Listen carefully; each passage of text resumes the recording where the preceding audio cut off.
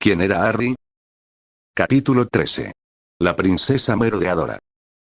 1 de abril de 1995. En los meses transcurridos desde el segundo desafío, Hogwarts había estado sumido en un creciente suspense.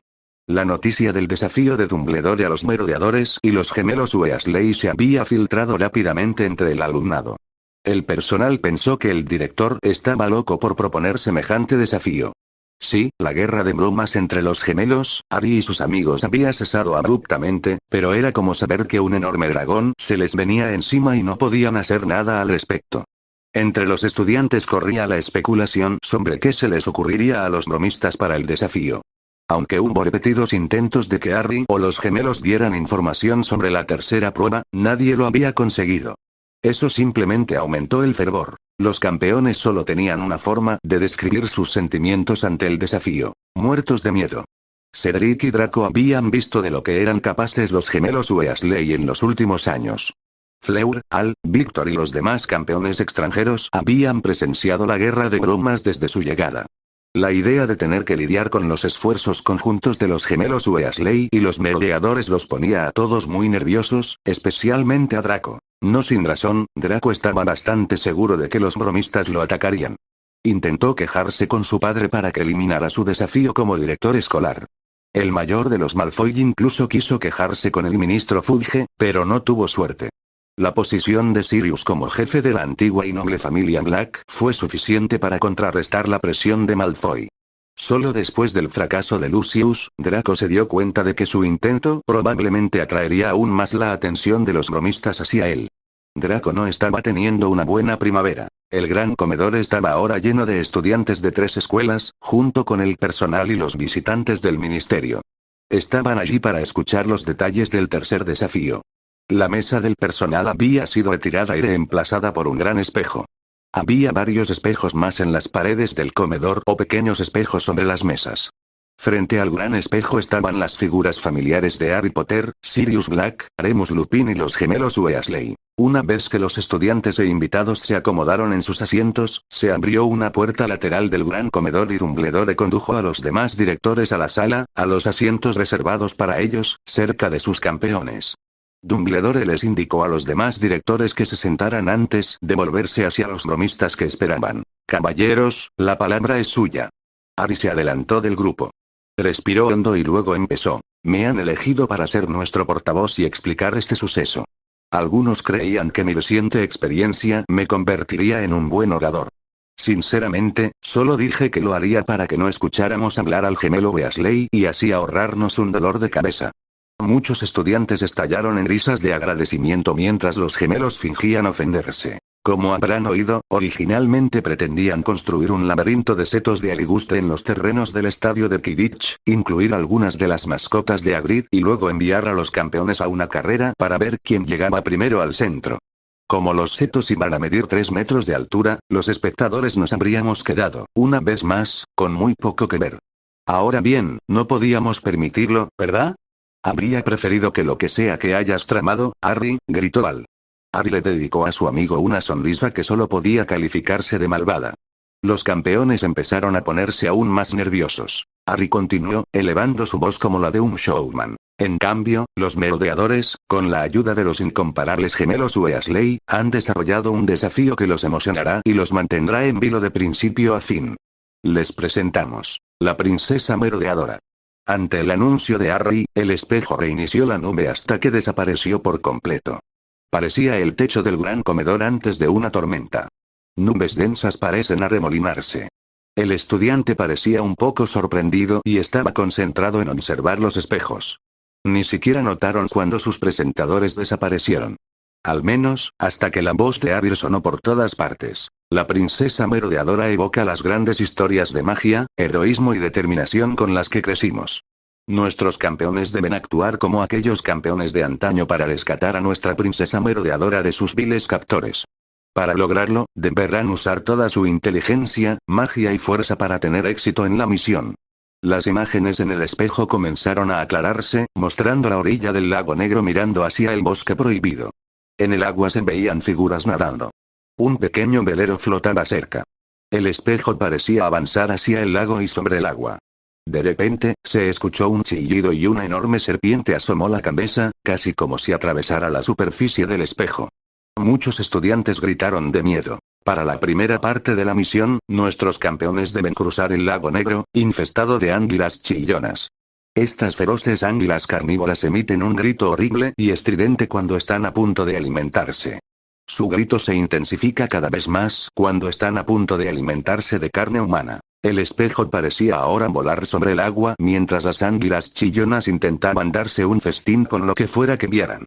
Varios campeones parecían dispuestos a huir del salón con solo pensar en enfrentarse a esas criaturas. Una vez que nuestros campeones lleguen al otro lado del lago, deberán adentrarse en el bosque prohibido, evitando arenas movedizas, trampas en llamas, y, sí, los AOUs. Ahora el espejo volaba por el bosque y los senderos.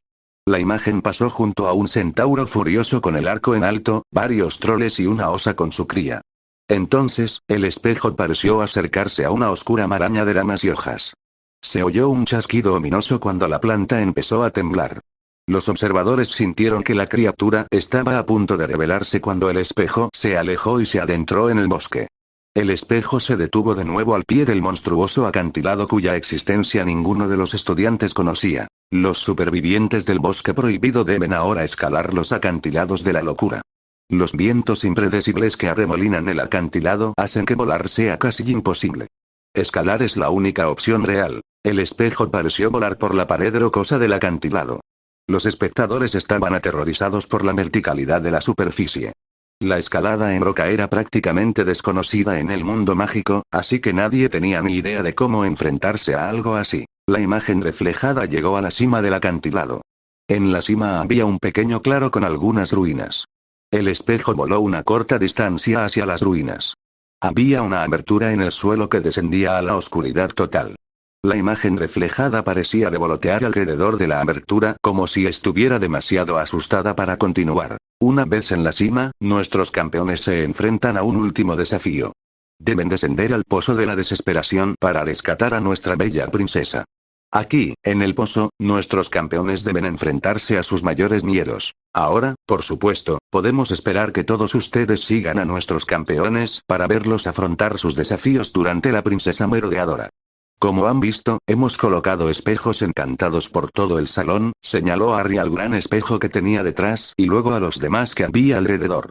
Estos espejos muestran las imágenes capturadas en bolas de cristal especiales. Para rastrear a nuestros campeones, recurrimos a ayudantes especiales. Dobby. A la llamada de Harry, un elfo doméstico muy familiar apareció a 3 metros del suelo, montado en una escoba gigante.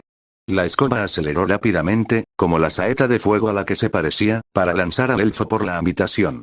Dobby reía a carcajadas mientras se abalanzaba sobre los estudiantes y agitaba la escoba de un lado a otro. Harry escuchó el comentario de uno de los gemelos. No sabía que los elfos heredaban el deseo de su amo de volar como locos. O eso o están hechos el uno para el otro. Respondió el otro Weasley. Harry les sonrió y se abstuvo de hacer comentarios. Nuestros amigos elfos seguirán a nuestros campeones en su búsqueda. Otros se quedarán en lugares clave para capturar la acción. Las imágenes de sus bolas de cristal se presentarán aquí en Hogwarts para que todos las vean y disfruten. También se instalarán espejos similares en varios lugares, como Hogsmeade, el Callejón Diagon, Beauxbatons y Durmstrang, para que el resto de la población los observe. Harry sonrió a los campeones, que estaban un poco pálidos. Así que prepárense, campeones. El mundo los estará observando. Y, esos espejos son interesantes, Harry, comentó Hermione esa noche en la sala común. ¿De dónde salieron? Harry y sus amigos, incluyendo a Hermione y Daphne, llevaban 2 horas hablando en la sala común de Gryffindor cuando Hermione finalmente hizo su pregunta. Harry estaba bastante impresionado. Los gemelos solo esperaban que durara 1 hora. Aparentemente estoy espiando el baño de chicas, respondió Harry con una pequeña sonrisa. Harry James Potter. ¿Qué quieres decir con eso? Preguntó Hermione. Padma se había girado, apoyándose en Harry, para fulminar con la mirada a su novio. Yo no. Protestó Harry. Los merodeadores lo hacían en la escuela, al menos hasta que mamá los pilló y les dio una bofetada, según Mooney. Ahora las chicas que escuchaban asintieron con satisfacción. Aún así, cuando Canuto me contó la historia, vi que tenía potencial. Parece que funciona igual que una tele Moogle, pero no es así. Los magos solían usar espejos de adivinación para observar sucesos lejanos. Incluso los muggles habían oído hablar de ellos. Como en las historias de Disney, comentó Hermione sintiendo. Padma negó con la cabeza. No, la verdad es que no. Recuerdo haber visto a Blancanieves con mi tía cuando era pequeña. Los espejos de adivinación son una parte de la adivinación que ahora es un arte perdido. Hermione hizo una mueca al oír mencionar su asignatura menos favorita. ¿Adivinación? ¿De verdad se usaban para predecir el futuro? No, discrepó Padma. Antes, la adivinación se definía como el estudio del uso de la magia para recopilar información. Ver el futuro era solo una parte de ese campo. Se decía que un ritual utilizaba un mapa y un foco para localizar personas u objetos desaparecidos, o buscar minerales o agua subterránea. Incluso los muggles han oído hablar de las varillas de Saori. Empezaron a ser comunes las protecciones que impedían que la magia adivinatoria penetrara en zonas protegidas, y el ministerio suprimió gran parte de ellas por considerarlas perjudiciales para la privacidad. En mi opinión, ayudaban a algunos contribuyentes adinerados a ocultar sus fechorías. Así que, con el tiempo, perdimos esa magia. Los antiguos espejos de adivinación se usaban literalmente para observar los acontecimientos en tiempo real. Pero tenían limitaciones. El usuario debía encantar a un pájaro u otro animal para vincular su visión con el espejo.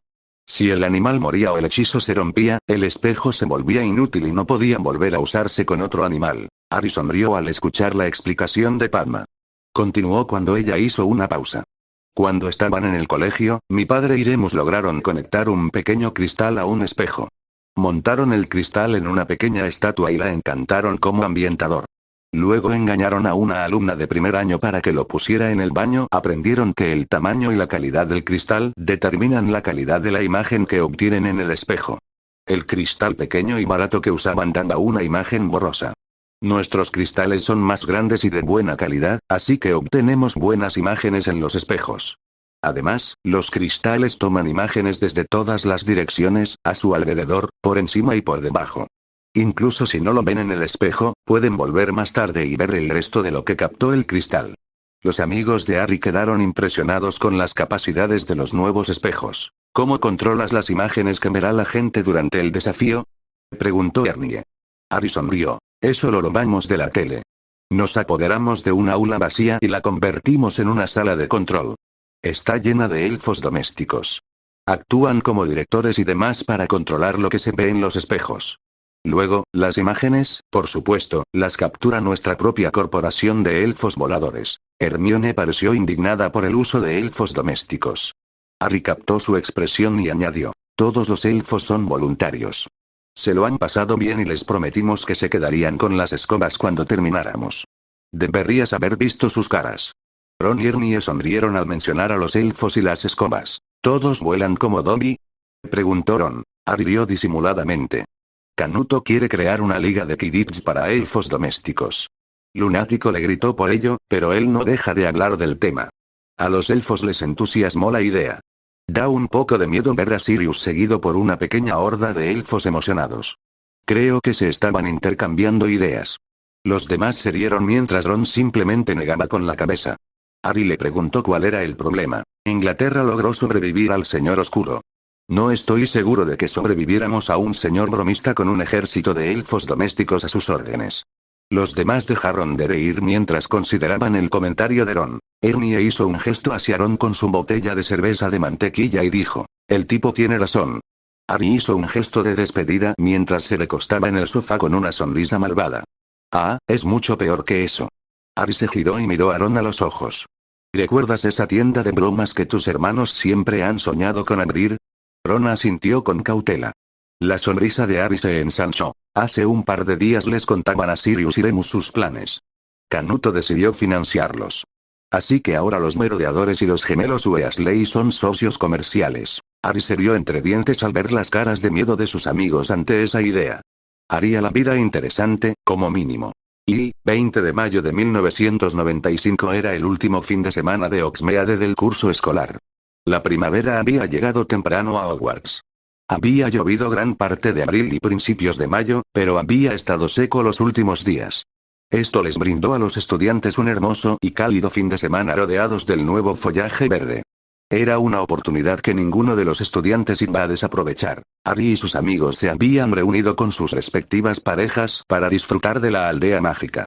Siguiendo el consejo de Remus, Harry llevó a Padma a un pequeño restaurante fuera de la zona que los estudiantes solían frecuentar. Comieron juntos y Harry se dedicó a escuchar a Padma hablar de sus planes de convertirse en sanadora tras dejar Hogwarts. Estaba especialmente interesada en el creciente campo de la combinación de la curación mágica con las nuevas técnicas quirúrgicas muggles más avanzadas. Sí, tenemos una poción que puede extirpar un apéndice infectado, pero tarda 24 horas en hacer efecto por completo y es bastante complicado durante los 2 días siguientes, ya que el cuerpo expulsa lo que queda del apéndice. Los muggles ahora pueden hacer una pequeña incisión, extirpar el apéndice, suturarlo y tenerte en casa al día siguiente. Si pudiéramos extirparlo y luego administrarte una poción curativa general, podrías irte en la misma hora. Por su parte, Harry simplemente disfrutó del almuerzo y asintió con la cabeza en el momento oportuno. Le gustó el entusiasmo de Padma, pero le vendrían bien menos detalles. Pasó suficiente tiempo en la enfermería por sus propias lesiones como para no tener que enterarse de todos los detalles. Pero eso hizo feliz a Padma, así que estuvo dispuesto a aceptarlo. Después de comer, la joven pareja paseó un rato por el pueblo antes de dirigirse a las 3 escobas para reunirse con sus amigos. Al acercarse al lugar de encuentro, vieron una pequeña multitud reunida justo afuera. Oyeron una voz familiar que gritaba desde el interior. Rápidamente se abrieron paso entre la multitud. De pie en el hueco del centro estaba Hermione, con Ernie detrás de ella con su varita preparada.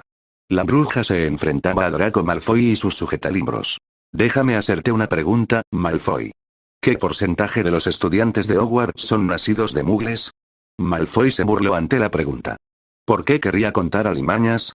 Se oyeron risitas entre los Slytherins de los alrededores. Es alrededor del 30%. Los mestizos representan alrededor del 45%, y el resto son sangre pura. Cuando Voldemort comenzó la Primera Guerra, los nacidos de muggles solo representaban el 20% de los estudiantes de Hogwarts. ¿Sabes por qué cambió ese porcentaje? Obviamente, el Señor Oscuro se saltó algunos y te reproduces como la alimaña que eres. Supongo que necesitamos hacer limpieza de nuevo. Hermione ignoró el comentario de Draco. En números absolutos, hoy tenemos un hijo de muggles más en Hogwarts que cuando Voldemort comenzó sus ataques. Entonces, si nuestros números se mantuvieron iguales, pero un porcentaje aumentó, ¿qué significa eso? Les diré lo que significa. Significa que el número de sangre pura es lo que disminuyó. ¿Cuántas antiguas familias de sangre pura murieron o se han reducido a solo unos pocos miembros?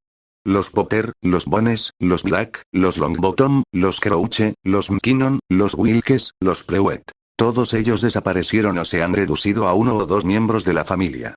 Luego están las familias donde todos los miembros en edad fértil están en Azkaban, lo cual no es una gran pérdida. Al ritmo que iban los mortífagos, no quedaría nadie en el mundo mágico que fuera sangre pura.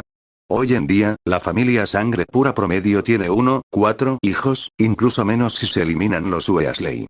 Eso significa que ustedes, los sangre pura, ni siquiera están reproduciendo sus propios números, y mucho menos compensando por los perdidos en ambos bandos en la guerra de tu maestro. Mientras tanto, nacen nuevos hijos de muggles cada año al mismo ritmo que antes de la guerra. Y cada nueva clase de Hogwarts tiene menos sangre pura. Draco estaba furioso. Eso es mentira. Gritó. El Señor Oscuro estaba aquí para proteger el estilo de vida de los sangre pura. Tus mentiras no cambiarán eso. Comprueba los hechos tú mismo, Malfoy, gruñó Hermione. Claro, a menos que tengas demasiado miedo de saber la verdad. En cualquier caso, he terminado contigo. Hermione se giró y empezó a dirigirse hacia las 3 escobas. Al cruzar frente al campo de visión de Ernie, Malfoy la atacó. O al menos lo intentó. El rubio Slytherin hizo un movimiento repentino y su varita apareció en su mano. Empezó a lanzar una maldición directamente a la espalda desprotegida de la bruja cuando, de repente, se vio destrozado contra el suelo. No lo intentes otra vez, pequeño hurón, gruñó Harry. La multitud, inconscientemente, retrocedió un paso ante el aura amenazante que Harry irradiaba. Harry miró fijamente al chico tumbado. ¿Quieres intentar intercambiar hechizos conmigo? Malfoy miró al Gryffindor con puro terror. En lo más profundo de ese lugar donde la mayoría tiene corazón, Draco Malfoy sabía que Harry Potter lo mataría si tuviera la oportunidad. Su padre le había contado historias, cuando Draco era niño, sobre el poder y la amenaza del Señor Tenebroso para quienes se le oponían o le fallaban. Nada en su imaginación igualaba la sensación que Potter le hacía sentir en ese momento, mirando esos ojos verdes que parecían brillar con poder reprimido. Yo me encargaré de ellos desde aquí, Potter. El grupo de estudiantes se apartó para dejar pasar al profesor de defensa.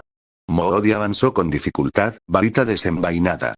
Un hechizo silencioso salió disparado de su varita y conectó con Malfoy, quien lo conectó con un hurón blanco como la nieve. La criatura emitió un chillido de sorpresa e intentó correr, pero el exauror la levitaba en el aire. Creo que un hurón les queda bien, muchacho, le dijo Moody a Harry con una sonrisa inquietante. Profesor, empezó Hermione, Harry estaba solo. No hace falta, muchacha, la interrumpió Moody. Lo vi todo. Tu novio te cuidó las espaldas de maravilla hasta que le bloqueaste la vista a esos idiotas. Por suerte, Potter estaba aquí para cubrirte. Buen trabajo en equipo. Habrían sido unos aurores decentes. Buen discurso sobre la estupidez de la pequeña guerra de esos idiotas. Bueno, voy a traer al joven señor Malfoy aquí para que empiece a cumplir sus castigos. Seguro que Filch o Hagrid encontrarán algo apropiado para ellos. Algunos Slytherins empezaron a protestar, pero la mirada fulminante del profesor de defensa los silenció mientras avanzaba con paso decidido hacia el castillo. Harry se acercó a donde estaban sus amigos reunidos alrededor de Hermione. Ron también estaba allí, pero con una expresión de felicidad y desorientación. «Ron, ¿estás bien, amigo?», preguntó Hermione. Ron asintió con aire ausente. «Solo intento grabarlo en mi memoria». Primero, Malfoy casi se hace pis por culpa de Harry y luego Moody crea a Malfoy, el increíble hurón flotante. Oye, Harry, ¿puedes intentar enseñarme el encantamiento Patronus otra vez? Creo que ya lo recuerdo bien. Los amigos rieron y entraron en las 3 escobas para continuar su día. Los estudiantes se dirigieron a las 3 escobas y pronto la posada se llenó de risas y charlas como cualquier fin de semana normal en Hogsmeade. Harry acababa de terminar su primera cerveza de mantequilla cuando llegó una nueva persona a su mesa. «Hola, Potter peludo». Harry se apartó de sus amigos y vio a una bruja rubia que le resultaba familiar junto a él. «Hola, Luna. ¿Quieres acompañarnos?» Eso estaría bien. Casi como tener amigos. Pero primero tengo que decirte algo, Furry Potter. Harry sintió pavor. Luna siempre decía cosas completamente disparatadas que luego parecían tener todo el sentido. Que lo hubiera buscado para contarle algo lo ponía furioso. ¿Qué pasa, Luna? Los ojos abiertos de Luna miraron fijamente a Harry. Pronto tu oponente conocerá tu secreto. Tendrás que decidir si los de tu lado seguirán jugando con los ojos vendados. Luna se giró y miró al resto del grupo. Ladeó la cabeza con curiosidad. ¿Sabías que los muggles no entienden cómo vuela un abejorro? ¿No pueden ver la pequeña magia que los mantiene en pie? Hermione parecía dolida al intentar interrumpir a la bruja rubia. ¿Qué se supone que significa eso? Exactamente lo que dije. Hermione parecía querer arrancarse el pelo, o a Luna. Eso no tiene sentido. Luna rió entre dientes. Claro que no, tonta. El mundo mágico es un completo disparate. Pero se ajusta a las mejores tradiciones del lema de la familia Lobegor. Harry no quería preguntar, pero al parecer Hermione simplemente necesitaba saberlo. ¿Y cuál es el lema de tu familia? Luna seguía sonriendo, pero su mirada se agudizó al mirar directamente a Harry. Si no puedes guiarlos con lógica, confúndelos con tonterías. 21 de junio de 1995. La mañana del desafío final fue una mañana absolutamente hermosa. El cielo era de ese azul sobre el que los poetas escribieron malos sonetos. La temperatura era un poco más alta de lo normal, pero una ligera brisa evitaba que fuera incómoda. Gracias al buen tiempo, muchos habitantes de Hogwarts y sus invitados decidieron ver la prueba final desde el estadio de Quidditch. En el campo, los anillos de la portería habían sido reemplazados por 6 grandes espejos acoplados. Espejos más pequeños se encontraban en el estadio. Frente a los grandes espejos, esos anillos también habían sido reemplazados por un gran escenario. La parte central del escenario estaba a 2 metros del suelo, con las alas elevadas como palcos VIP. Un palco VIP era para el profesorado de las escuelas, mientras que el otro era para los invitados del ministerio. Muchos espectadores se habían trasladado a sentarse en el césped del campo, usando mantas amablemente proporcionadas por los elfos. Un ambiente festivo inundó el estadio con la congregación de espectadores. La prueba era fuente de emoción, pero los espejos también lo eran. Parecía que incluso al mundo mágico le gustaban los aparatos, sobre todo cuando contribuían a su entretenimiento y no parecían poner en peligro su sustento. Dado que se trataba de un dispositivo puramente mágico y no de un dispositivo Moogle que funcionara en un entorno mágico, ni siquiera los sangre pura más acérrimos lo encontraron problemático. Dentro de una gran carpa detrás del escenario, los campeones se reunían con sus familias. Los directores y los jueces también se movían por el lugar. En un rincón, Sirius y Kalina celebraban la ceremonia con su hija de 1 mes, Cassiopeia Lily Black. Sirius hacía de padre presumido y cariñoso. Kalina parecía presumida, mientras que Cassie parecía querer echarse una siesta. Cuando escupió sobre la túnica nueva de Sirius, Harry prometió en silencio comprarle un juguete nuevo. Eso es lo que hacen los buenos padrinos. ¿Era demasiado pronto para comprarle una escoba? Los Black estaban rodeados de simpatizantes, incluyendo a Narcissa Black Malfoy, para sorpresa de Harry. Harry esperaba que evitara a Sirius y a su hija mestiza Bella, por considerarlo una afrenta al lema siempre puro de la familia Black. Sin embargo, parecía que un bebé adorable era universalmente atractivo. Harry disfrutaba de los comentarios sarcásticos que Narcissa le soltaba a Sirius. Por primera vez, pudo apreciar el parecido familiar entre los primos. A Harry le pareció extraño que no estuviera cerca de Draco, pero vio al vástago Malfoy en un rincón, rodeado de Malfoy padre y varios otros hombres. Todos parecían estar dándole consejos al Slytherin. Y en este rincón, el campeón mortífago, Draco Malfoy. Pensó Harry mientras observaba al grupo. Con solo mirarlos, la bestia quería salir corriendo. Harry se alejó antes de causar un incidente internacional. Poco después, Dumbledore entró para anunciar el inicio de la tercera prueba. Los campeones se tomaron un breve minuto para una última palabra de ánimo con sus familias y luego salieron al escenario central. Los campeones se veían nerviosos al reunirse en el centro del escenario. Los 9 estudiantes parecían nerviosos y algo impacientes por el inicio del evento. Desafortunadamente para ellos, tuvieron que soportar largas charlas de los 3 ministerios. La charla de Fudge fue la más larga de todas y, como mínimo, logró decirlo menos.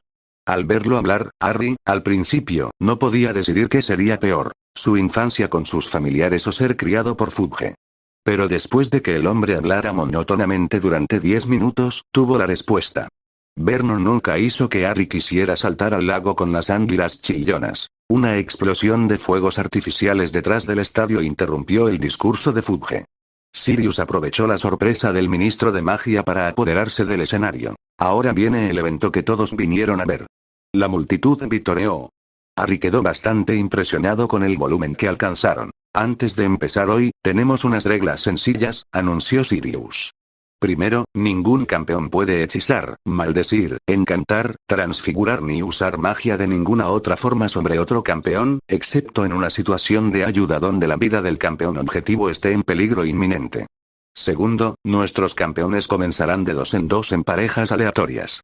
Y finalmente, las criaturas dentro de la princesa merodeadora están aquí por voluntad propia. Los campeones se abstendrán de usar hechizos potencialmente mortales. Si usas un hechizo mortal, las criaturas pueden responder de la misma manera.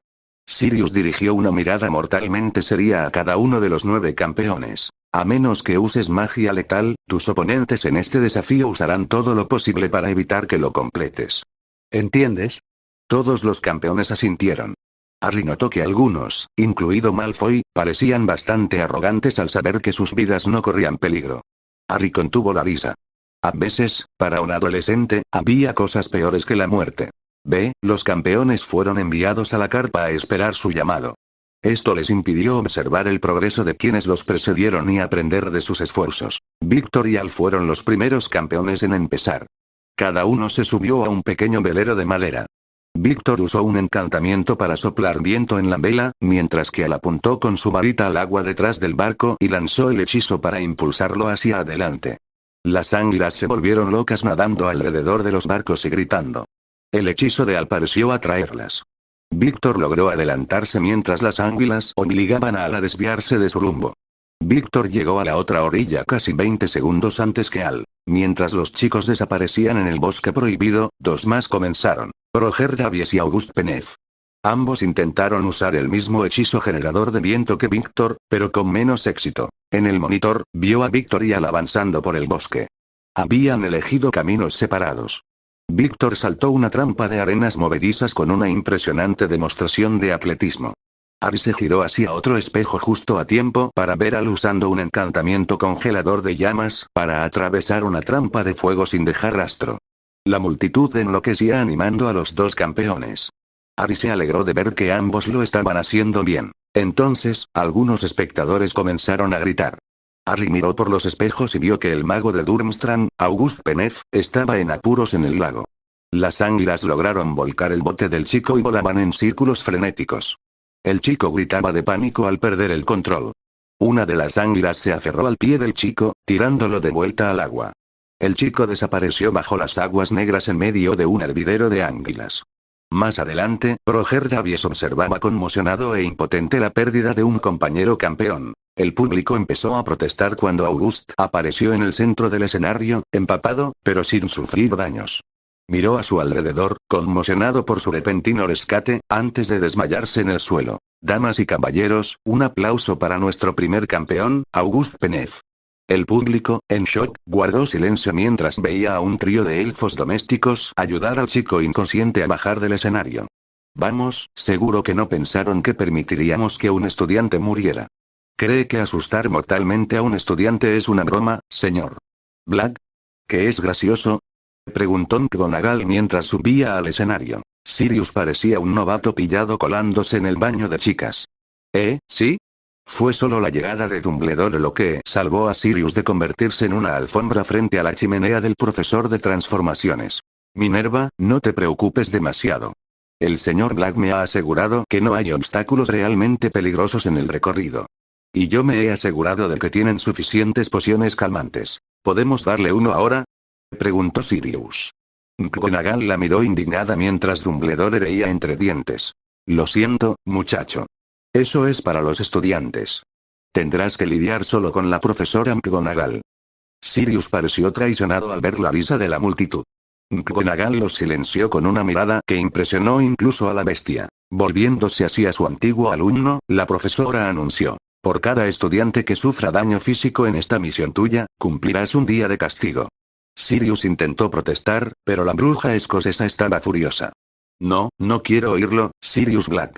¿O prefieres que sean 2 días? La charla de Sirius fue interrumpida por el tono que anunciaba la salida de 2 campeones más. Harry vio a Malfoy subirse a un bote con Michelle Desmarais, de Beauxbatons, justo detrás de él. Harry se acercó al espejo que mostraba a Draco. Tenía muchas ganas de verlo. Malfoy intentó usar el mismo encantamiento de propulsión que Al. Harry supuso que el adinerado vástago ya había usado botes pequeños, pues parecía bastante cómodo en el bote y cruzaba el lago a buen ritmo. Se acercaba a la orilla opuesta cuando una anguila saltó repentinamente del agua. La anguila se estrelló contra el pecho de Draco, echándolo al fondo del bote. La anguila se retorció mientras Draco intentaba esquivar sus fauces y recuperar su varita. Logró recuperarla de donde había caído sin ser mordido. Su expresión de pánico pero enfado era visible mientras Malfoy se preparaba para lanzar un hechizo contra la anguila que se había quedado en tierra. Antes de que pudiera lanzar, otra anguila golpeó la proa del bote, tirándolo a un lado. Concentrado en castigar a la bestia que lo amenazaba, Draco no estaba preparado para la repentina sacudida y cayó hacia atrás por los estrechos costados del bote. Cayó al agua mientras los chillidos de las anguilas se volvían increíblemente fuertes, ahogando cualquier ruido que viniera de Draco. Narcisa Malfoy gritó mientras su hijo desaparecía entre la multitud de anguilas chillonas. Bajó corriendo de la zona VIP del escenario, esperando que su bebé apareciera como el chico de Durmstrang. Pero Malfoy nunca apareció. La multitud permaneció en un silencio sepulcral mientras esperaban a Malfoy. Entonces un espectador gritó, «¡Miren!». Al unísono, la multitud se giró hacia los espejos para ver a Malfoy sobrevolando el lago en una trayectoria balística. El joven mago ya estaba en la cima de su arco mientras se dirigía hacia la orilla. El cristal saliente estaba a 90 grados de la trayectoria de Malfoy y fue retraído completamente para que la multitud pudiera visualizar fácilmente su probable trayectoria de vuelo. Y se cree que tiene la altura. Anunció Harry desde el escenario. ¿De verdad? ¿Sí? El joven Draco Malfoy ha logrado cruzar el lago negro. Draco se estrelló contra la pequeña playa de arena que se había creado como punto de desembarque para los veleros. Un nuevo cristal se activó, mucho más cerca, y se centró en Draco. Estaba tumbado en la arena, respirando hondo, con los ojos abiertos de par en par por la sorpresa de su encuentro con las anguilas y su repentino vuelo sin motor. Muévete, Malfoy. Gritó Harry por el micrófono. Draco pareció oírlo al incorporarse de golpe. Maldito seas, Potter, maldijo el mago rubio mientras se ponía de pie. La multitud lo observó mientras sacaba su varita y corría temblorosamente hacia el bosque. Supongo que hay cosas que ni las águilas comen, le comentó Harry a Sirius. La mirada fulminante que Narcisa le lanzó al oírlo fue realmente digna de Snape. Sara Dimitriova fue la siguiente concursante en abandonar la prueba. La bruja de Durmstrang se lanzó para evitar una bola de fuego y aterrizó de bruces en el centro de una trampa de arenas movedizas. Presa del pánico, se retorció impotente mientras era arrastrada al lodo.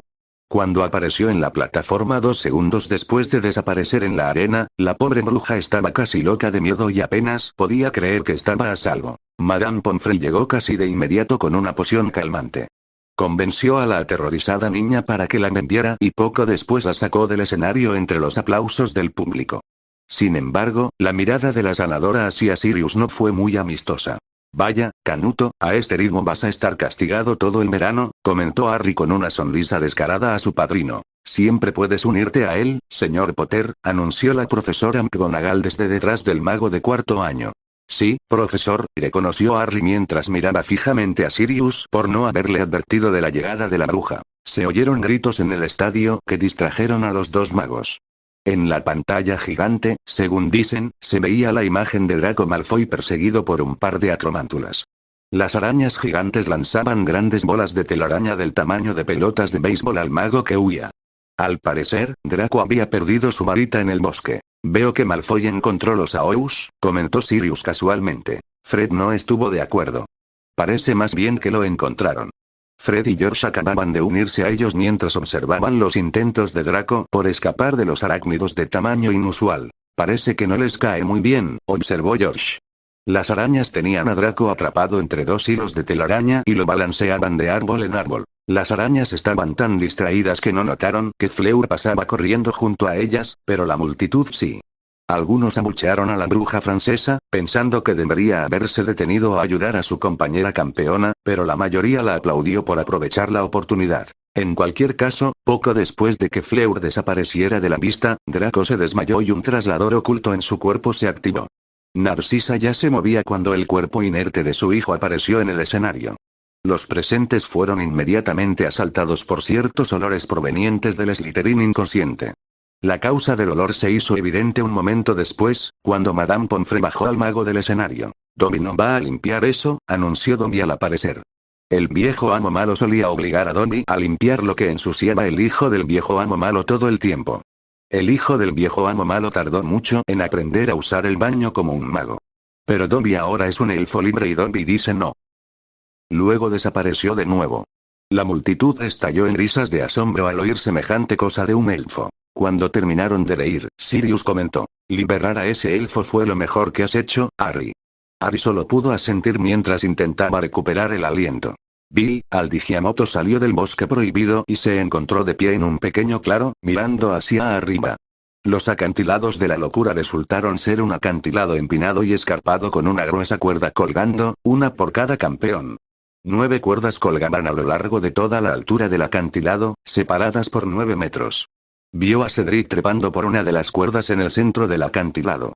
El mago de Hogwarts parecía estar haciendo un progreso impresionante por su cuerda. En el extremo izquierdo del acantilado, Al vio a Víctor Krum subiendo. El búlgaro era un hombre musculoso, pero parecía tener problemas, ya que se aferraba a su cuerda y apuntaba con su varita a algo que Al no podía ver. Al empezó a subir el acantilado mientras maldecía a Harry en voz baja, pero lo suficientemente alto como para que los micrófonos mágicos lo captaran, para diversión de los espectadores. A diferencia de los demás, Al reconoció el origen de los desafíos y, aunque le encantó la película, enfrentarse a las anguilas, el bosque de fuego y las arañas gigantes fue un poco excesivo. Lo que los merodeadores y los gemelos Weasley habían planeado para el acantilado y el pozo lo ponía nervioso. El mago franco-italiano había recorrido un tercio del acantilado cuando le llegaron los primeros gritos. La mirada de Al recorrió frenéticamente el cielo, buscando el origen de aquel gemido inquietante. Fue entonces cuando vio a la mujer de larga cabellera negra y ondulante, con el rostro demacrado y teñido de verde. Una Banshee. Entonces vio a otra mujer acurrucada en otra cornisa rocosa, varios metros más alta que la primera y 6 metros más a su derecha. Era una mujer menuda con una gorra blanca y un chal verde descolorido y deteriorado.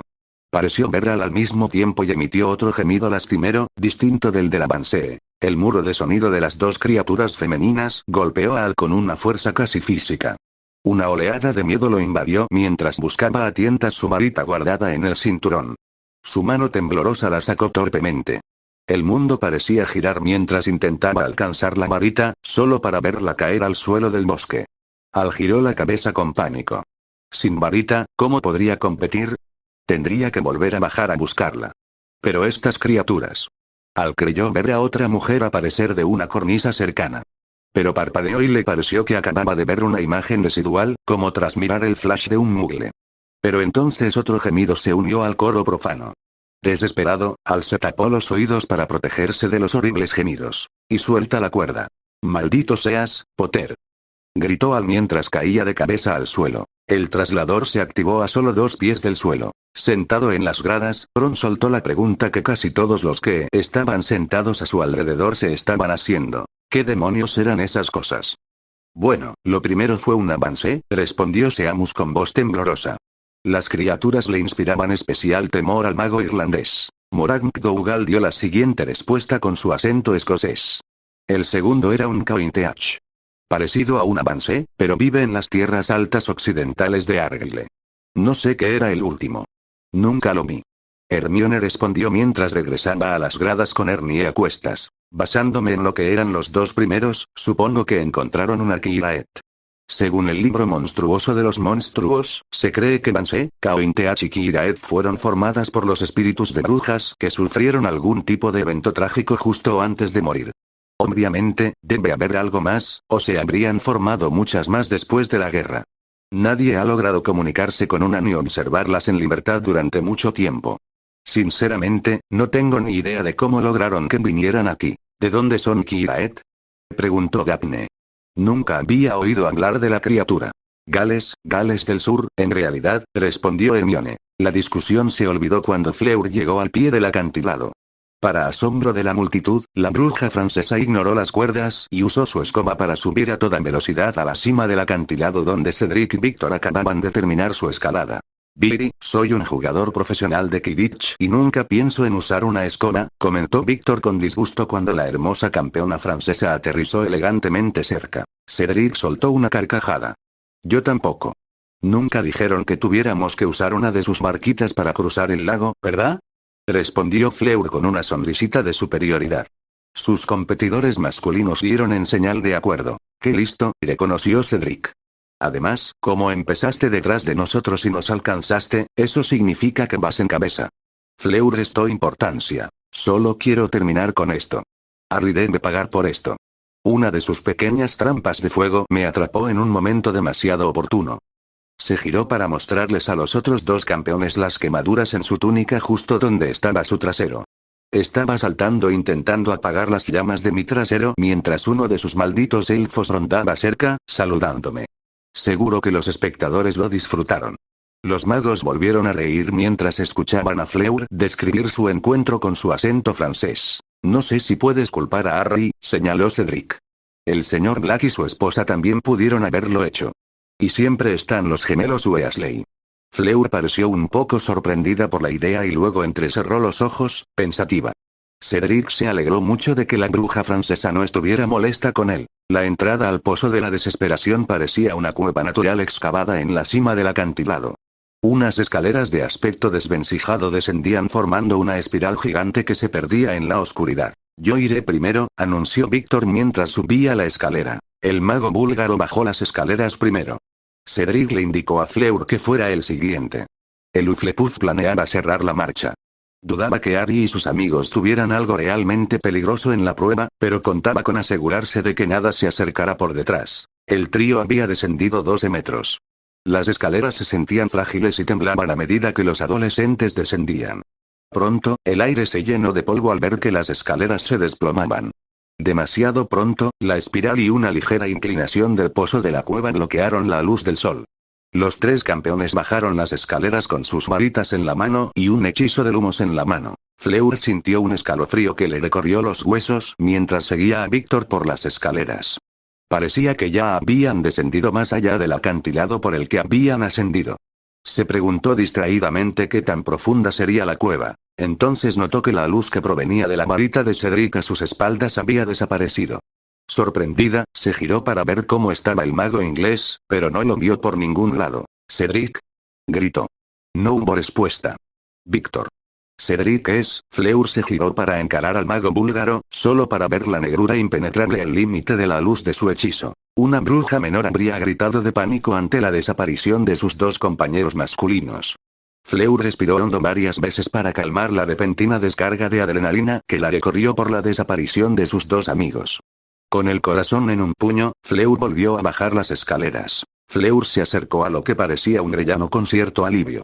Una antorcha solitaria ardía tenuemente en un candelabro, pero fue suficiente para disipar la penumbra de la cueva. Sin embargo, ese alivio duró poco, pues el frío húmedo de la cueva se intensificó considerablemente. Fleur sintió un miedo que nunca antes había conocido. Era como si todos a quienes había amado, todos a quienes había conocido, los hubieran perdido. Imágenes de sus padres y de su hermana pequeña Gabriella flotaban ante sus ojos como cadáveres. Quería simplemente acurrucarse y llorar eternamente. Entonces, entre lágrimas, vio una pequeña cueva que se abría en la pared de roca. Unas gruesas barras de hierro, de aspecto oxidado, la bloqueaban. Atrapada al otro lado, había una criatura horrible e inconfundible. Un dementor. Fleur se obligó a pensar. Su clase de defensa cubría las criaturas aviares. Habían hablado sobre el encantamiento Patronus para defenderse de las bestias, pero nunca lo hicieron, ya que ningún dementor había sido avistado en Francia en más de 300 años. Solo había sido una discusión académica, así que Fleur nunca se molestó en aprender el hechizo por su cuenta. Sin embargo, los barrotes impedían que la criatura se acercara a ella o le impidieran el paso. Solo su propio miedo la detendría. Obligándose a ponerse de pie, no recordaba haberse arrodillado. Fleur avanzó, maldiciendo su pereza por no haber aprendido el encantamiento Patronus. El rellano era tan amplio que Fleur no tuvo que acercarse ni a 3 metros de la criatura. Fleur se adentró rápidamente en la prisión de barrotes de la criatura, manteniéndose tan lejos como la plataforma le permitía, y subió a las escaleras. Las escaleras seguían descendiendo en la oscuridad. El agua goteaba de las paredes de la cueva, añadiendo al aire húmedo un olor almizclado y a podrido. Fleur empezaba a sentirse mejor después del dementor cuando vio otra antorcha más adelante. El frío añadido en el aire le dejó claro lo que le aguardaba. Esta plataforma era un tercio más pequeña que la primera, con el dementor atrapado como la anterior. Al ser más pequeña, tendría que acercarse mucho más a la criatura. El dementor había logrado pasar un brazo esquelético entre los barrotes y se aferró desesperadamente a Fleur. Fleur se armó de valor y pasó corriendo junto al dementor, esquivando el brazo que le daba vueltas al pasar. La bruja Bella cayó de rodillas justo al lado de la criatura y comenzó a sollozar desconsoladamente. Correr la había ayudado a superarla, pero su poder la había alcanzado de golpe. Fleur se obligó a arrastrarse aún más, bajando las escaleras, lejos del poder de la criatura. Fleur no sabía cómo seguir. Pero cómo detenerse. No había a dónde ir. Su única opción era seguir bajando, salir de aquel maldito pozo de la desesperación. Le daba vueltas a ese pensamiento mientras arrastraba los pies hacia adelante y bajaba las escaleras. No fue una sorpresa cuando llegó a una tercera plataforma. Al igual que la anterior, este dementor tenía un brazo entre los barrotes. Pero a diferencia de la anterior, esta plataforma era casi lo suficientemente estrecha como para alcanzar la barandilla del otro lado. Fleur lanzó un hechizo rápido al suelo, seguido de otro. Entonces se armó de valor y bajó corriendo las escaleras. Justo antes de llegar a la cueva del dementor, se arrodilló y se deslizó por el gélido camino creado por sus hechizos y el frío de la criatura. Casi había pasado cuando la criatura logró agarrar un puñado del largo cabello rubio de la bruja. Fleur dejó escapar un grito de miedo y dolor cuando la criatura tiró de su cabello. Fleur se agarró a la barandilla cercana para evitar que la jalaran. Extendió la otra mano hacia atrás para agarrar su cabello y tirar hacia atrás, reduciendo la presión y el dolor. Afortunadamente, los dementores poseían poca fuerza física y Fleur pudo librarse del agarre de la criatura. Fleur se arrastró del suelo y se alejó del dementor. El efecto de la criatura se desvanecía cuando apareció una nueva imagen. Eran dos antorchas que ardían intensamente a ambos lados de una puerta de madera de aspecto robusto. Aunque era algo desconocido, al menos no era otro dementor. Fleur extendió la mano y agarró el pomo de la puerta. La puerta se abrió fácil y silenciosamente. La habitación estaba llena de luz y una cálida brisa entraba por los amplios ventanales que dejaban entrar la luz del sol. En un pedestal en el centro de la habitación se encontraba la copa de los tres magos. Fleur la contemplaba con incredulidad. ¿Había ganado? Conmocionada, Fleur dio un paso adelante y agarró el brazo de la copa.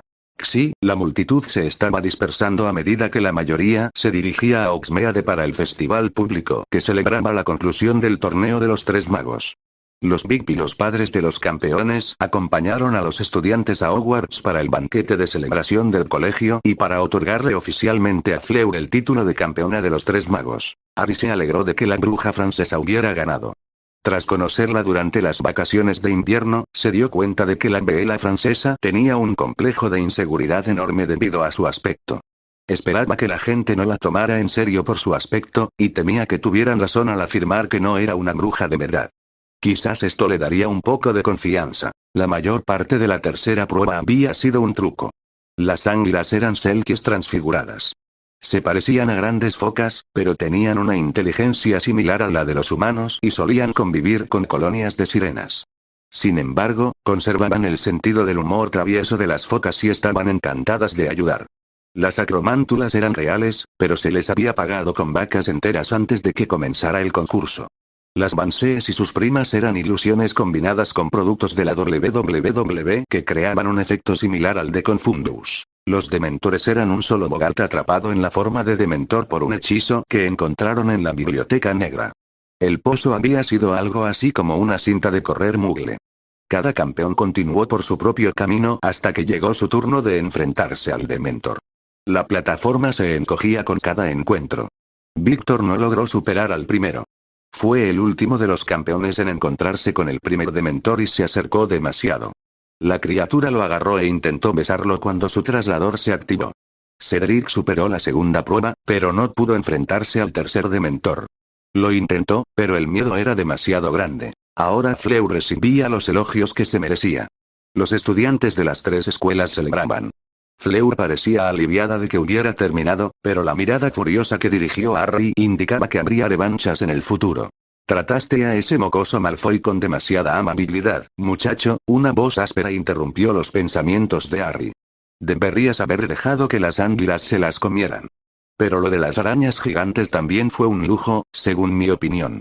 Harry se giró y vio a Filch detrás de él con una sonrisa malvada. Debería haber torturado más a ese cabrón, si me preguntas. Se lo merece, él y su inútil padre.